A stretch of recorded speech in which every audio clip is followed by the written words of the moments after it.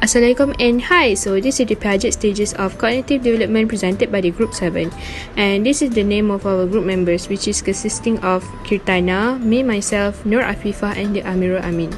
And let us head first to the introduction. So what is Piaget'S 4 stages of cognitive development? So there are 4 stages of cognitive development. So for the first one is sensory motor period, which is from the age of birth to 2 years old. And the second one is pre-operational period, which is from 2 years until 6 or 7 years old. And the third one is concrete operations period, which is from the age of 7 years old to 11 or 12 years old. And the last one is formal operations period, which is from around age 12 years old. And let us head first to the sensory motor period. So what is sensory motor period? So in sensory motor period, they learn things continue to exist even when they cannot be seen. And they know the world through movement and sensations. Hence, that's the reason why babies tend to hold something when they found something that is interesting to them. And the third one is they learn about the world through basic actions, which is such as laughing, crying, or such things. And the fourth one is they realize that they are separate beings from people and objects around. And the last one, they realize their action can cause things to happen. So let us head to the first video that is showing about the sensory motor period of a baby. So let's go!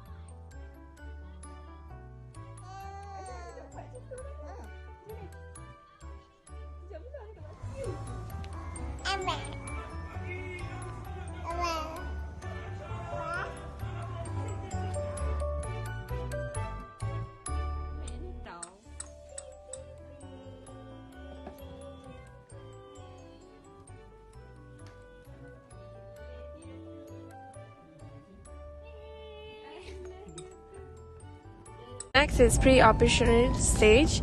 The pre-operational stage is the second stage in the Piaget theory of cognitive development. This stage begins around age 2 as children start to talk and lasts until the approximate age of 7. At this stage, children begin to engage in symbolic play and learn to manipulate symbols but not concrete logic. So the highlights of pre-operational stage is that it happens between 2 years to approximately 7 years old, and they will have memory and imagination development as they adapt at using symbols and play pretend. They are also able to use an object to represent something else. Kids at this stage are mostly egocentric and able to attach meaning to objects with language. So in this video you can see that she is actually playing by herself by playing play pretend. So this is one of the examples that will happen in pre-operational stage. Concrete operation period is considered as a major turning point in child cognitive development. It is because it marks the beginning of logical or operational thought. So in this period, child will be matured enough to use logical thought or operation but can only apply to physical objects. Concrete operation period happens around 7 years to 11 or 12 years old child. It is an ability to represent events mentally, ability to operate logically on surrounding, classifying object mentally, reversing action, compensating for changes, and seeing from another's viewpoint. This is an example that we have been prepared. Assalamualaikum, saya AMRAN, nombor matrik 2034550, dan ini merupakan adik saya, Meh. Perkenalkan diri, Meh. Nama saya Muhammad Amir Bukhari bin Abdullah. Umur? 10 tahun. 10 tahun. Okay, Amir, Abang nak tanya soalan ni. Sini ada 2 keping duit sia dengan sekeping duit 10 ya. Kalau Amir boleh pilih, Amir nak mana so? Oh, 10 ya. 10 ya. Berapa Amir nak 10 ya? Buat tu lagi banyak. Itu lagi banyak. Okay, kalau Amir ada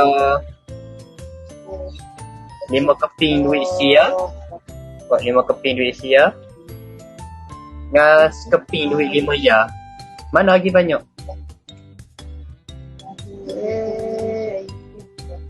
Mula-mula hak sia tu. Ada 5 keping duit sia, sekeping duit 5 ya. 5 keping duit sia. 5 keping duit sia. Dah Amir tanya mana so lagi banyak? Dua-dua sama. Dua-dua sama. 5 keping duit sia ni berapa ya? 5 keping duit sia ni berapa ya? 5 ya. 5 ya. Sekeping duit 5 ya ni berapa ya? 5 ya. 5 ya juga. Pandai Amir.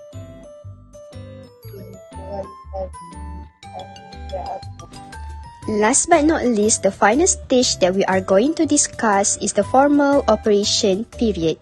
In this stage, the characteristic and or behaviors that we seek to emphasize is the abstract thought and also the hypothetical thinking. Firstly, the abstract thought is the condition when someone can understand the meaning and or concept of success, failure, love, hate, and many more feelings. Meanwhile, hypothetical thinking is the condition which will present people with a situation or statement and they can come up with a conclusion or assumption even if the statement is analogic with reality.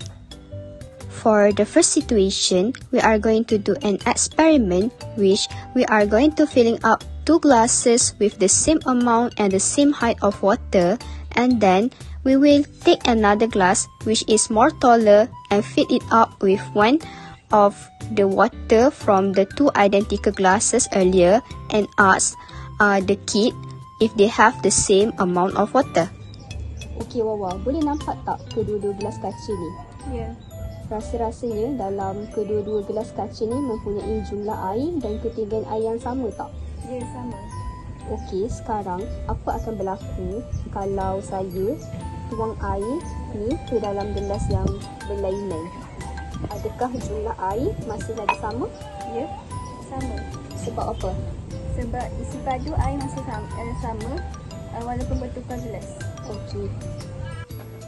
For the second situation, we are going to tell the kid about 2 statements, which the first statement, we will ask the opinion whether the glass will break if we hit it using hammer, and same with the second statement, we are going to ask what will happen to the glass if we break it using a feather. Okey Wawa, untuk situasi yang pertama, cuba bayangkan kalau kita pecahkan kaca menggunakan tukul, adakah kaca itu akan pecah? Ya, pecah. Sebab apa dia akan pecah? Sebab sifat kaca itu sendiri yang mudah pecah dan tukul itu keras. Okey Wawa, untuk situasi yang kedua, cuba bayangkan kalau kita pecahkan kaca menggunakan bulu pelepah, adakah kaca itu akan pecah? Ya. Sebab apa? Sebab sifat bulu pelepah itu sendiri lembut dan ringan. Okey.